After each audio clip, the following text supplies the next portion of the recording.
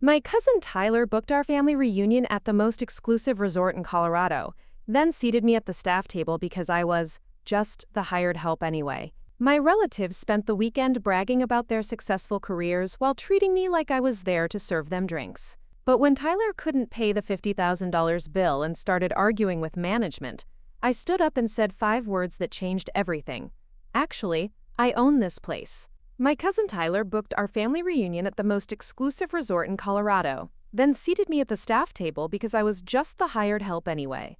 Before we jump back in, tell us where you're tuning in from, and if this story touches you, make sure you're subscribed, because tomorrow I've saved something extra special for you. My relatives spent the weekend bragging about their successful careers while treating me like I was there to serve them drinks. But when Tyler couldn't pay the $50,000 bill and started arguing with management, I stood up and said 5 words that changed everything. Actually, I own this place. Growing up in Denver, the Morrison family hierarchy was as rigid as a military chain of command. Our sprawling ranch-style house in Cherry Hills Village served as the unofficial headquarters for a family obsessed with status, achievement, and maintaining appearances.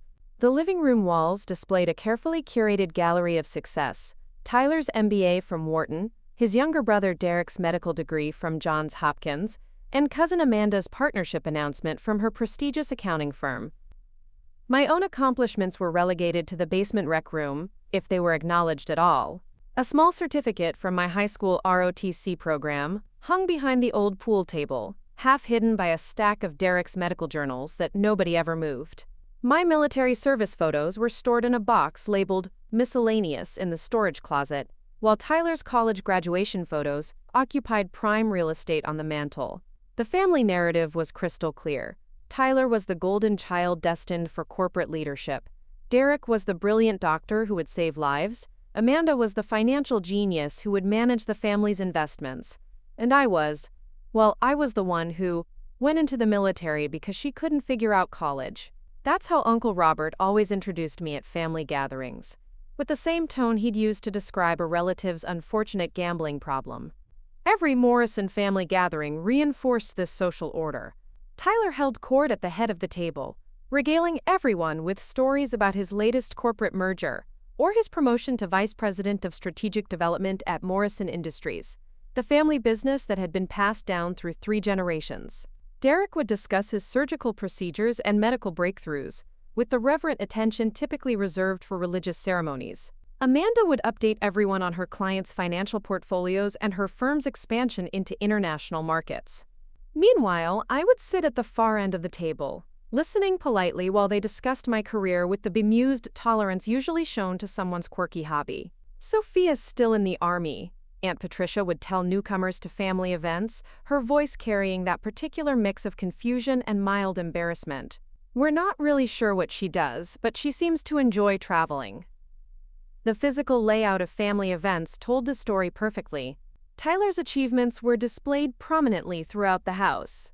His business awards, his newspaper interviews, his photos with city council members and Chamber of Commerce leaders. Derek's medical degrees and hospital recognitions occupied the formal dining room walls. Amanda's CPA certification and professional accolades filled the home office.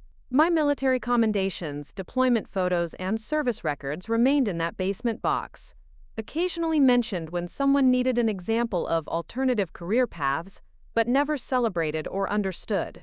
When Tyler talked about building the family legacy, it was clear that legacy meant civilian success, corporate achievement, and financial prosperity, not military service in foreign countries that most of the family couldn't locate on a map. The Morrison family business empire had made everyone wealthy enough to afford luxury vacations, exclusive country club memberships, and private school educations for their children. Tyler had inherited his position as heir apparent to Morrison Industries, Derek had built a lucrative surgical practice, and Amanda managed investment portfolios for Colorado's elite. Success in the Morrison family was measured in dollars, degrees, and social connections, metrics that apparently didn't include whatever I was doing in the military. The contrast in how our achievements were treated became painfully obvious during Tyler's promotion celebration 3 years ago. The family rented out the private dining room at the Denver Country Club, complete with champagne service and a custom cake decorated with the Morrison Industries logo. Uncle Robert gave a 20-minute speech about Tyler's visionary leadership and his bright future as CEO. The guest list included city council members, business partners, and local media who treated Tyler's promotion like a significant community event. 2 weeks later, I returned from my second deployment in Afghanistan, where I'd led a logistics unit that managed supply chains for 3 forward operating bases. My homecoming consisted of Mom picking me up at the airport with a quick hug and the comment, "You look tired, sweetheart. Maybe you should think about a career change that doesn't require so much travel." When Tyler needed capital to expand Morrison Industries' operations into Wyoming, the family rallied around him like a military support unit. Dad co-signed a business loan for $2 million. Uncle Robert leveraged his banking connections to secure favorable interest rates. Aunt Patricia organized networking events to introduce Tyler to potential investors. The entire family treated Tyler's business expansion as their collective mission. When I mentioned my interest in attending business school after my military service, using my GI Bill benefits, the response was lukewarm skepticism. "Business school is expensive even with military benefits," Dad pointed out, as if my financial planning was somehow less worthy of family support. Besides, Tyler's already got the business leadership role covered in our family. The financial support disparity was staggering and systematic. Tyler's Stanford MBA had been funded entirely by family money, a $200,000 investment that was discussed as essential for his future success. Derek's medical school tuition at Johns Hopkins cost $350,000, which the family paid without question because, quote, "doctors need the best education money can buy." Amanda's CPA certification and professional development courses were covered by a family trust fund established specifically for educational advancement. My military service, which included 2 combat deployments and specialized training in logistics management, was treated like an extended gap year that I'd eventually outgrow.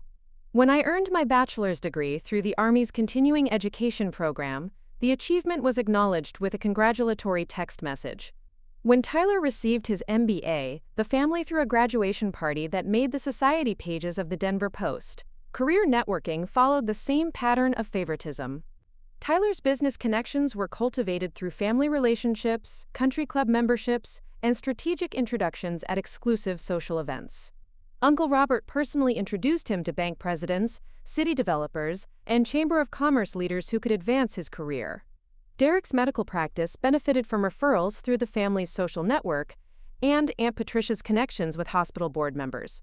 My professional development consisted of whatever training the Army provided, supplemented by online courses I completed during off-duty hours in military barracks. When I mentioned meeting business leaders during my deployments, contractors, logistics coordinators, and international development specialists, the family's response was polite disinterest, as if military networking didn't count as real professional development. Even our romantic relationships were subject to different standards and expectations. Tyler's fiancée Madison was embraced immediately as a future family member, her wedding planning becoming a major family project with unlimited budget and extensive guest lists. Derek's wife Jennifer was celebrated for her complementary career in pharmaceutical sales, making them a, quote, power couple in the family's estimation. My boyfriend Marcus, a fellow veteran who'd started his own construction company after leaving the Marines, was treated with polite tolerance. Military relationships are complicated, Mom would whisper to relatives, as if my personal life was inherently less stable than Tyler's corporate social climbing or Derek's medical profession networking. The breaking point came during Tyler's wedding reception at the Broadmoor Resort in Colorado Springs. The entire Morrison family had descended on the luxury property for a weekend celebration that cost more than most people's annual salaries. Tyler had spared no expense: a $1,000 per plate dinner, a 12-piece orchestra, and accommodations that showcased the family's wealth and social status to their 300 guests. I had managed to get leave from my deployment in Kuwait specifically to attend Tyler's wedding, flying halfway around the world because family obligations still mattered to me despite years of feeling invisible. I arrived jet-lagged and exhausted, wearing the only formal dress I owned, a simple black number I'd bought at a discount store near Fort Campbell. The reception seating arrangement told the story of my place in the family hierarchy with brutal clarity. Tyler and Madison sat at the head table with the wedding party, surrounded by Morrison Industries executives and prominent Denver business leaders. Derek and Jennifer were seated with the medical professionals and hospital administrators. Preparing and narrating this story took us a lot of time, so if you are enjoying it, subscribe to our channel. It means a lot to us. Now back to the story. Amanda and her husband were positioned with the financial advisors and investment managers who handled the family's wealth. I was seated at table 12, in the back corner of the reception hall, with Tyler's college roommates plus ones and Madison's distant relatives who nobody really knew. When I asked Aunt Patricia about the seating arrangement, she patted my shoulder condescendingly and said, "Oh, sweetheart, we thought you'd be more comfortable with the younger crowd. You know how uncomfortable you get when people start talking business and investments." During the reception speeches, Uncle Robert stood to toast the happy couple with a 40-minute presentation about Tyler's bright future and his destined role as the next-generation leader of Morrison Industries. Dad followed with emotional remarks about watching Tyler grow from a promising young man into a visionary business leader who would carry the family legacy forward.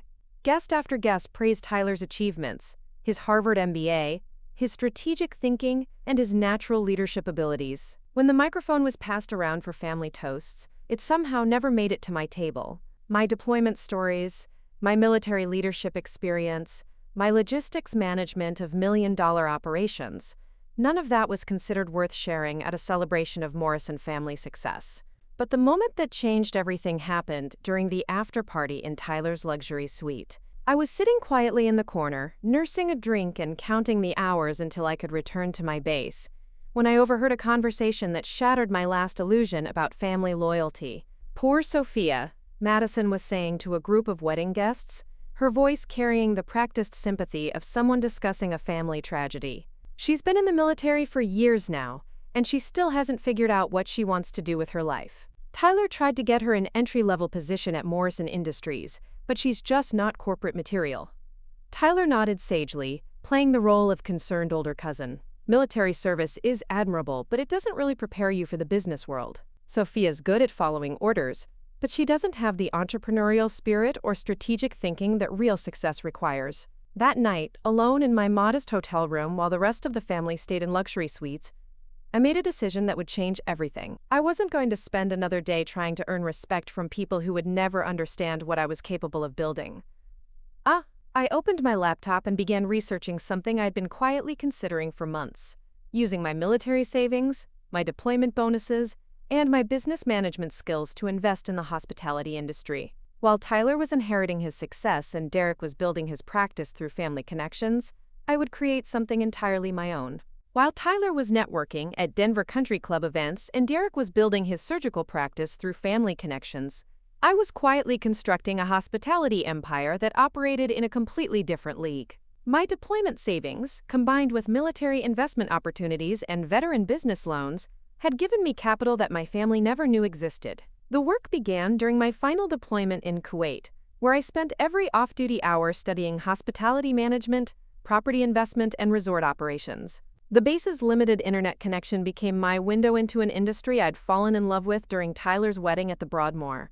While other soldiers were playing video games or sleeping, I was taking online courses from Cornell's Hotel School, studying case studies of luxury resort management, and analyzing financial models for property acquisitions.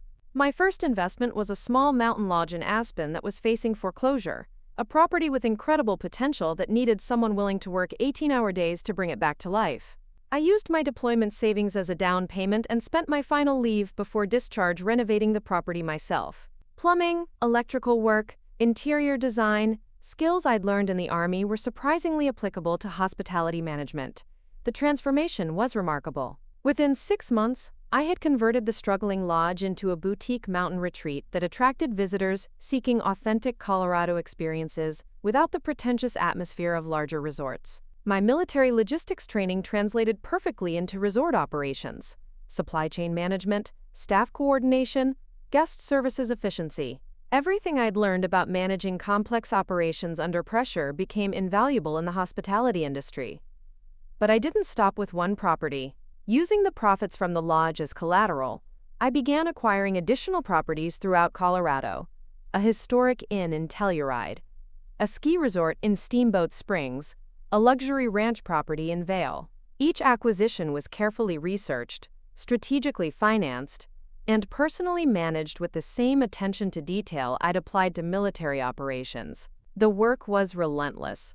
I would spend weeks at each property, learning every aspect of the business from housekeeping procedures to kitchen operations to guest relations. My staff knew me as someone who worked alongside them rather than above them, a leadership style I'd developed during my military service. When the dishwasher called in sick, I would cover the shift. When the front desk was overwhelmed during peak season, I would handle guest check-ins until midnight. My breakthrough came when I identified an opportunity that larger hospitality companies had overlooked: luxury eco-resorts that combined environmental sustainability with high-end amenities. Military training had taught me to see strategic advantages that others missed, and I recognized that wealthy travelers were increasingly seeking experiences that aligned with their environmental values. The crown jewel of my growing empire was Pinnacle Resort in Vail, a 150-room luxury property that I acquired when the previous owners defaulted on their loans. The property had been mismanaged for years, hemorrhaging money despite its premium location and world-class amenities. I purchased it for a fraction of its market value and spent 2 years transforming it into Colorado's most exclusive sustainable resort. The renovation combined cutting-edge environmental technology with luxury accommodations that attracted celebrities, corporate executives, and international travelers willing to pay premium rates for an authentic Colorado experience. Solar power systems, locally sourced organic cuisine, carbon-neutral operations, all managed with military precision and attention to detail. By my 5th year out of the military, I owned 7 properties across Colorado, employed over 300 staff members, and generated annual revenues that exceeded $50 million. My resorts were featured in Travel Plus Leisure, Condé Nast Traveler, and Forbes as examples of innovative hospitality management and sustainable luxury tourism. But I kept this empire completely hidden from my family, who still thought of me as their military relative who was still figuring things out. By my 7th year in the hospitality industry, I had achieved something that would have been incomprehensible to my family back in Denver. I was the owner and CEO of Morrison Peak Hospitality Group, a luxury resort empire that had become synonymous with Colorado's most exclusive mountain destinations. The irony of using our family name for my company wasn't lost on me, though none of them knew it existed.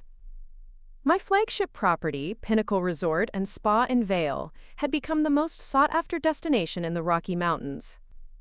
The 200-room luxury resort commanded rates of $2,000 per night during peak season, with a waiting list that extended 18 months for premium suites. Forbes had named it America's most innovative luxury resort for 3 consecutive years, and it had earned a 5-star rating from every major travel publication. The success extended far beyond a single property. My portfolio now included 12 luxury properties across Colorado, Utah, and Montana, employing over 1,200 staff members and generating annual revenues exceeding $200 million. Each resort had been carefully selected and developed to serve ultra-high net worth clientele, seeking authentic mountain experiences combined with world-class amenities. But perhaps the most satisfying aspect of my success was the recognition I'd earned within the hospitality industry itself. I had been named Hospitality Executive of the Year by Hotel Management Magazine, featured on the cover of Travel Weekly as one of the top 40 under 40 inches industry leaders, and invited to speak at international conferences about sustainable luxury tourism and veteran entrepreneurship. My resorts had hosted presidents, Fortune 500 CEOs, Academy Award winners, and international dignitaries who appreciated the discretion and exclusivity that my properties provided. The guest privacy policies I'd developed, based on military operational security principles, had become industry standards for luxury hospitality management. The financial success was staggering. My personal net worth had exceeded $50 million, making me wealthier than Tyler's entire inheritance from Morrison Industries. The quarterly profit reports that crossed my desk showed revenue streams that dwarfed Derek's medical practice and Amanda's accounting firm combined. Yet I continued to live modestly, reinvesting profits into property improvements and staff development programs. My properties had become case studies taught at Cornell's Hotel School and other hospitality management programs. Business schools analyzed my acquisition strategies, my staff retention programs, and my innovative approaches to sustainable luxury tourism. The Harvard Business Review had published a feature article about my transformation of distressed properties into premium destinations, though they didn't know I was the same Morrison family member who had been dismissed as lacking entrepreneurial spirit. The most surreal aspect of my position was the influence it granted me within Colorado's tourism and business communities. I served on the Colorado Tourism Board, advised the governor on economic development initiatives, and regularly met with federal officials about infrastructure and environmental policy. The same strategic thinking that Tyler claimed I lacked had made me one of the most respected business leaders in the state. My employee programs had become models for the hospitality industry. Veteran hiring initiatives, educational scholarships for staff members, profit-sharing programs that ensured my employees earned living wages, all implemented with the same attention to mission success that I'd learned in the military. My properties maintained the lowest turnover rates in the industry because I understood that excellent service came from motivated, well-treated staff. Yet through all of this success, the industry recognition, the financial achievement, the business leadership, I had maintained complete secrecy from my family. They still received Christmas cards from me postmarked from various military bases, unaware that I was actually managing a hospitality empire from my private office overlooking Vail Mountain. When Tyler bragged about Morrison Industries' annual revenues, he had no idea that his directionless cousin's business generated more profit in a single quarter than his family company produced in an entire year. The call came on a Wednesday morning while I was reviewing architectural plans for my newest acquisition, a historic resort property in Jackson Hole that I was converting into an ultra-luxury wilderness retreat. My assistant's voice carried an unusual excitement as she announced, "Ms. Morrison, you have a call from a Tyler Morrison in Denver. He says he's your cousin and wants to book a family reunion." I paused, my coffee cup halfway to my lips. In 8 years of building my hospitality empire, Tyler had never contacted me for anything related to business. He didn't even know I was in the hospitality industry, let alone that I owned the properties he was probably considering for his event. "Put him through," I said, curious about what could have prompted Tyler to reach out to his directionless military cousin for help with event planning. "Sophia." Tyler's voice carried the same patronizing enthusiasm he'd used since childhood. "I hope I'm not interrupting anything important. I heard through the grapevine that you might know something about event planning, and I need help organizing our family reunion." He explained that he was planning the Morrison family's first official reunion in 5 years, a celebration of Uncle Robert's 70th birthday combined with a showcase of the family's success and prosperity. Tyler wanted to host it at one of Colorado's most exclusive resorts, somewhere that would impress the extended family and reflect the Morrison name's prestige. "I've been looking at the Pinnacle Resort in Vail," Tyler continued, his voice filled with the excitement of someone about to make a major purchase. "It's supposed to be the most exclusive property in Colorado. The problem is, they're completely booked for the next 18 months, and their event coordinator is being very selective about their clientele." The irony was breathtaking. Tyler was calling me for help getting access to my own resort, unaware that the selective event coordinator he was complaining about reported directly to me. He had no idea that the property he was desperately trying to book was the crown jewel of the hospitality empire built by the cousin he'd dismissed as lacking business acumen. "The reunion would be perfect there," Tyler went on. 50 family members for a long weekend, private dining, luxury accommodations, maybe some team-building activities. I want everyone to see how well the Morrison family has done, you know? Show off our success." He paused, then added with the casual cruelty that had characterized our childhood, "I figured since you've been bouncing around different jobs since leaving the military, you might have picked up some connections in the service industry. Maybe you know someone who works at these high-end places who could put in a good word for us." I listened to my cousin, the golden child, the heir apparent, the family success story, essentially asking me to use my service industry connections to help him access a resort that I owned outright. He was requesting my assistance in planning an event designed to celebrate family achievements that specifically excluded my own accomplishments. Tyler, I said carefully, what's your budget for this reunion? Money's no object, he replied, with the confidence of someone who had never worried about finances. I'm thinking maybe 50,000 for the weekend. We want the best of everything: premium suites, gourmet dining, top-shelf everything. The Morrison family doesn't do anything halfway. $50,000 for a weekend, that would cost at least twice that at Pinnacle Resort's standard rates. Tyler was not only asking for help accessing my property, he was planning to underpay for the privilege. Don't worry about the details, Sophia, Tyler concluded. Just see if you can get us in the door. I'll handle all the important negotiations once we have their attention.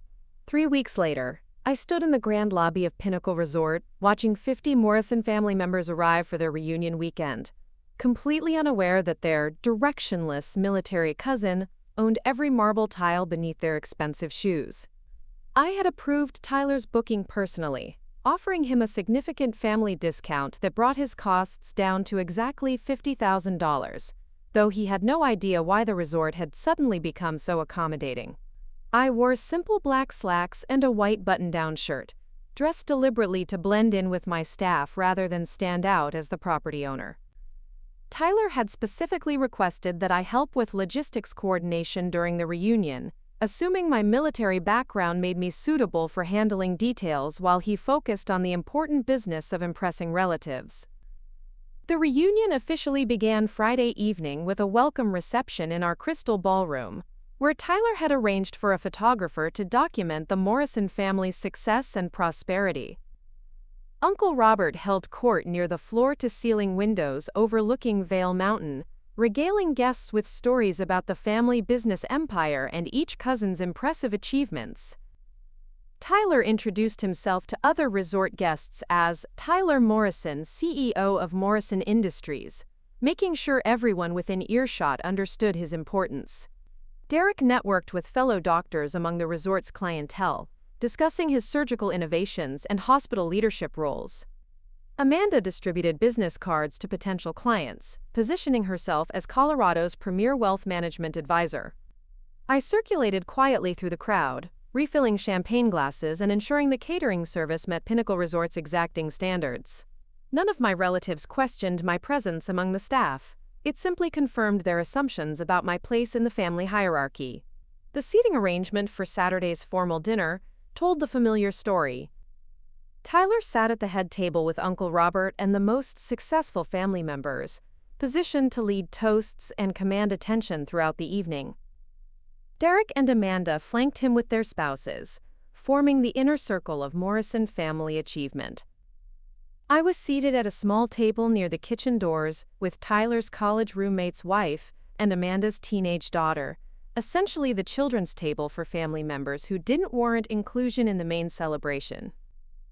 When I suggested to Tyler that the seating might be rearranged, he patted my shoulder condescendingly and said, "Don't worry about it, Sophia. You're more comfortable with the support role anyway." The final straw came during Sunday's brunch when Tyler received the weekend's final bill. I watched from across the dining room as our head of guest services, Maria, presented him with the itemized charges: accommodation, dining, activities, and service fees, totaling exactly $50,000 as agreed. Tyler's face went pale as he reviewed the numbers. "This can't be right," he said loudly enough for nearby tables to hear. "We agreed on a budget of $50,000, but these rates are insane. Nobody charges this much for a weekend resort stay." Maria, professionally trained to handle difficult guests, calmly explained that the charges reflected the agreed-upon rate with the family discount already applied. Tyler's voice rose as he demanded to speak with the resort manager, claiming there had been a misunderstanding about pricing. "I'm a serious businessman," Tyler declared to the gathering crowd of family members and other resort guests. "I don't get ripped off by overpriced mountain resorts. Get me whoever's in charge of this place right now." That's when I stood up from my table near the kitchen doors, smoothed my simple white shirt, and walked calmly across the dining room toward Tyler's increasingly agitated confrontation with my staff. "Tyler," I said quietly, my voice cutting through his complaints, "I think there's been a misunderstanding." The dining room fell into complete silence, as every member of the Morrison family turned to watch their confrontation unfold. Tyler looked at me with the exasperated expression of someone whose patience had finally been exhausted by an incompetent relative. "Sophia, this really isn't the time," Tyler said dismissively, not bothering to lower his voice. "I'm dealing with a serious business matter here. These people are trying to overcharge us for a weekend that should have cost half this amount." I smiled calmly and reached into my shirt pocket, pulling out a business card that I handed to Maria, our head of guest services. "Maria, could you please confirm my identity for Mr. Morrison?" Maria took the card, glanced at it, and her professional demeanor immediately shifted to the respectful attention reserved for ownership-level interactions. "Certainly, Ms. Morrison," she said, turning to address Tyler with renewed formality. "Sir, I'd like you to meet Sophia Morrison, founder and CEO of Morrison Peak Hospitality Group and the owner of Pinnacle Resort." The words hit the dining room like a physical shockwave. Tyler's mouth fell open, his complaint about overcharging dying mid-sentence. Uncle Robert dropped his coffee cup, sending ceramic fragments scattering across the marble floor. Derek and Amanda stared at me like I had just announced I was an alien from another planet. "That's impossible," Tyler stammered, looking back and forth between me and Maria as if one of us had made a terrible mistake. "Sophia she was in the military. She doesn't own anything." I walked calmly to the concierge desk and returned with a leather portfolio containing documents that would leave no room for doubt. "Tyler, these are the property ownership papers for Pinnacle Resort, filed with the Colorado Secretary of State. Morrison Peak Hospitality Group, LLC, with me as the sole owner and CEO." I spread the documents across his table while the entire family gathered around in stunned silence. "This is the deed to this property, purchased 7 years ago. These are the business licenses for my 12 resort properties across Colorado, Utah, and Montana. And this," I said, placing the final document on top of the stack, "is last year's tax return showing Morrison Peak Hospitality's annual revenue of $247 million. Tyler stared at the papers like they were written in a foreign language. Dad pushed forward, grabbing the deed with trembling hands. "$247 million?" he whispered. "Sophia, how is this possible? We thought you were still figuring out your career path." "I was figuring it out," I replied evenly. "I figured out how to build a hospitality empire, while you were all focused on Tyler's corporate promotions and Derek's medical practice. I've been running this business for 8 years. Ever since Tyler's wedding convinced me that I needed to stop waiting for family recognition and start building something worthy of it." Amanda picked up one of the business licenses with shaking hands. "Morrison Peak Hospitality. You named your company after our family?" "I named it after myself," I corrected gently. "Morrison is my name too, even though you all seemed to forget that when you were planning celebrations of Morrison family success." Uncle Robert sank into the nearest chair, staring at the tax documents. "The family business Morrison Industries generates about $12 million in annual revenue. You're telling us that Sophia's company makes 20 times more than our family's entire legacy?" Maria stepped forward with additional documentation I had requested. "Mr. Morrison, these are the industry recognition awards Ms. Morrison has received. Forbes magazine named her Colorado's most innovative hospitality executive. Travel Plus Leisure featured Pinnacle Resort as America's premier luxury mountain destination. And this," she said, placing a framed magazine cover on the table, "is Ms. Morrison on the cover of Hotel Management magazine as last year's Hospitality Executive of the Year." The magazine cover showed me in a professional business suit, standing in front of Pinnacle Resort's signature mountain vista, with the headline, "Military Precision Meets Luxury Hospitality, How Sophia Morrison Built an Empire." After the initial shock had settled and the other resort guests had returned to their own activities, I found myself alone with my family in Pinnacle Resort's private conference room. Tyler sat staring at the business documents spread across the mahogany table, while our parents processed the reality that their directionless daughter had built an empire they'd never imagined possible. "Sophia," Tyler finally said, his voice small and uncertain in a way I'd never heard before, "I feel like an idiot. All those times I offered you entry-level positions at Morrison Industries, thinking I was helping you get your life together, and you were running a company that makes our family business look like a corner store." I could have savored this moment. Could have reminded him of every condescending comment, every assumption about my limitations, Every time he'd treated me like the family charity case who needed guidance from her successful cousin. The power dynamic had shifted so completely that I could have made him feel as invisible as I'd felt during years of family gatherings. Instead, I chose a different path. "Tyler, do you remember when we were kids and you taught me how to read financial statements?" I asked, my voice softening from its professional tone. "You spent hours in Grandpa's study showing me how to understand profit and loss, even though I was only 12 and barely understood basic math." He looked up, confusion replacing the shame in his eyes.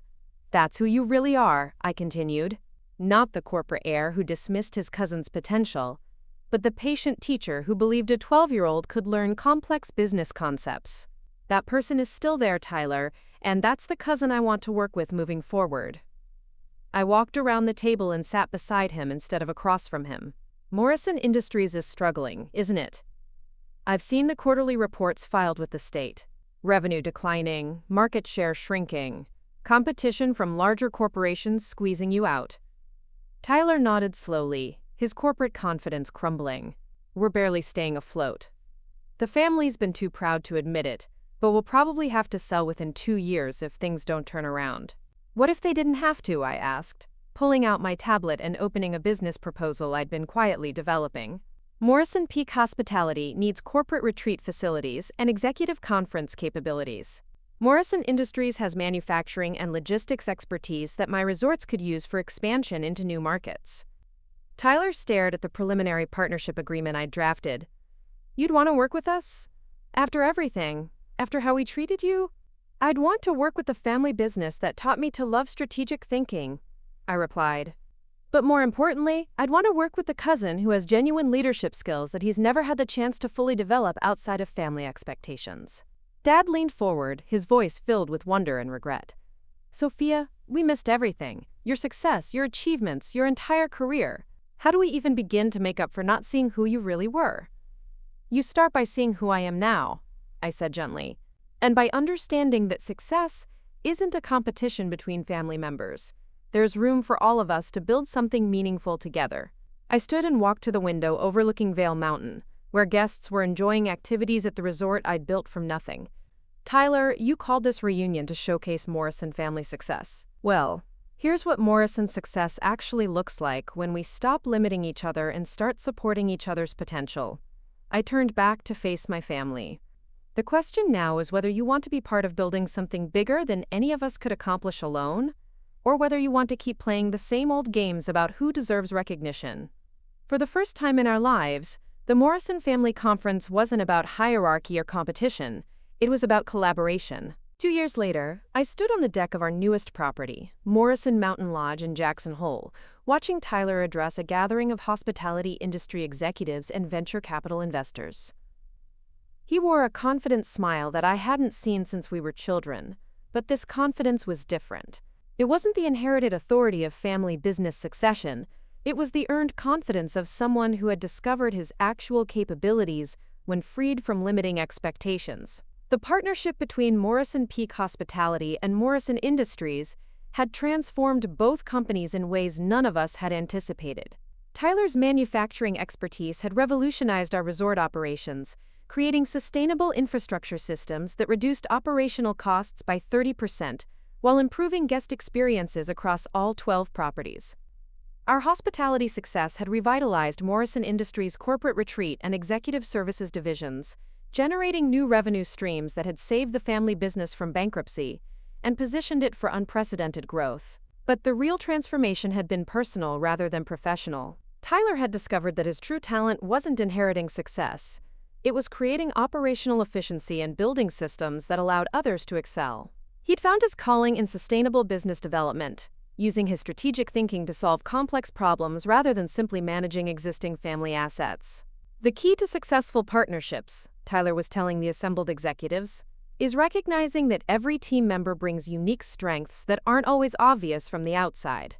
My cousin Sophia taught me that military logistics training translates into hospitality management in ways that traditional business education never addressed. Her ability to coordinate complex operations under pressure, manage diverse teams, and maintain high standards while adapting to changing conditions. These aren't just military skills. They're the foundation of excellent hospitality management. I smiled, As I listened to him speak with genuine enthusiasm about collaborative leadership and cross-industry innovation, the cousin who had once dismissed my military experience as just following orders now understood that some of the most valuable business skills come from unconventional backgrounds and non-traditional career paths. He regularly credited my operational expertise in interviews and industry presentations, ensuring that our partnership was recognized as genuinely collaborative rather than simply charitable family assistance. Our parents had undergone their own remarkable transformation. Mom had become Morrison Peak Hospitality's volunteer coordinator for veteran employment programs, channeling her organizational skills into helping other military families transition into civilian careers. She had developed comprehensive training programs that prepared veterans for hospitality industry positions, and her work had been recognized by the Colorado Veterans Affairs Office as a model for other employers. Dad had joined Tyler in developing sustainable infrastructure systems, finally finding a way to contribute his engineering background to meaningful projects rather than just maintaining inherited business operations. The Morrison family reunions had evolved from competitive showcases of individual achievement into collaborative planning sessions for family business ventures. Uncle Robert, who had once patronized my military service, now regularly consulted with me on investment strategies and business development opportunities. He had come to understand that my risk assessment skills, developed through military planning and deployment experience, translated directly into successful property acquisition and market analysis. Aunt Patricia had become our family's unofficial historian, documenting not just traditional achievements, but the diverse paths that had led to our collective success. She had compiled a comprehensive record of how different family members' varied experiences, military service, medical training, corporate management, financial planning, had combined to create business opportunities that none of us could have achieved individually. Derek had surprised everyone by leaving his surgical practice to join our hospitality group as Director of Wellness and Medical Services. His medical expertise had allowed us to develop luxury wellness retreats that attracted international clientele seeking authentic healing experiences in mountain environments.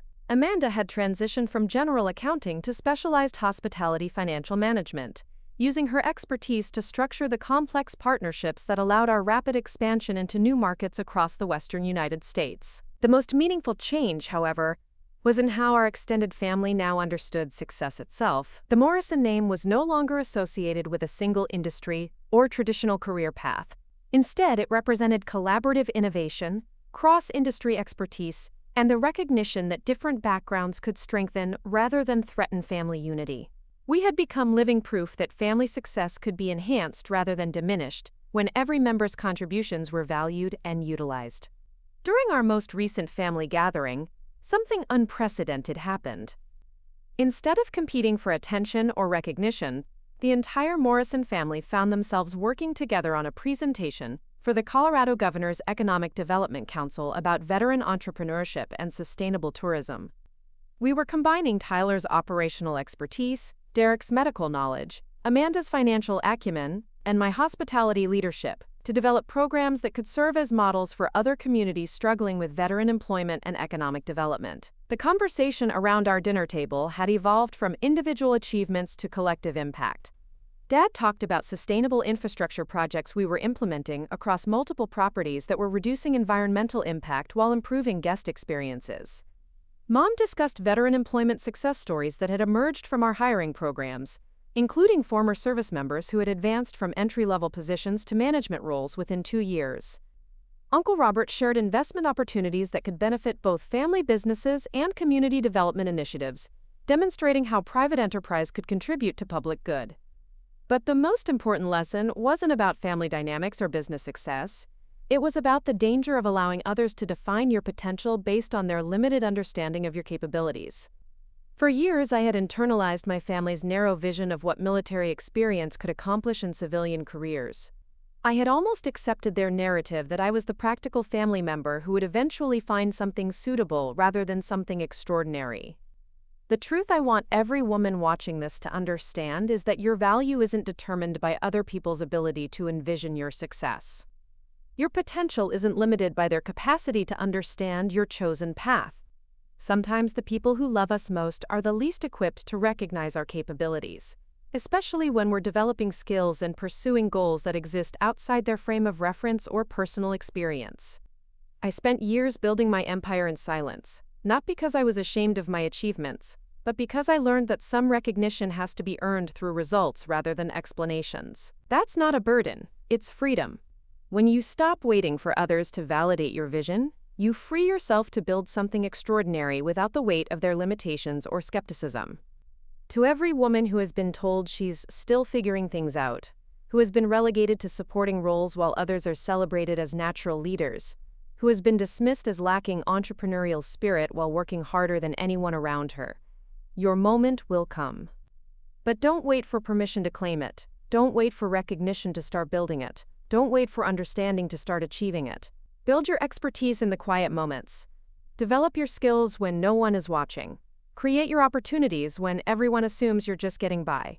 And when the time comes for revelation, and it will come, let your work speak louder than their assumptions ever could. Success isn't about proving other people wrong about you. It's about proving yourself right. And sometimes, the greatest victory isn't changing their perception of your worth. It's reaching the point where their perception becomes irrelevant to your sense of purpose and achievement. The quiet ones, the overlooked ones, the ones who are told they're still finding their direction, we're not waiting for permission anymore. We're building the future they never imagined we could create. Your potential isn't defined by their imagination. Your success isn't limited by their vision. Build your empire, claim your space, and when the moment is right, show them exactly what they missed while they were busy celebrating someone else's achievements. The reservation has been made, the table is set, and you're not sitting with the staff anymore. You own the entire establishment. Up next, you've got 2 more standout stories right on your screen. If this one hit the mark, you won't want to pass these up. Just click and check them out. And don't forget to subscribe and turn on the notification bell so you don't miss any upload from us.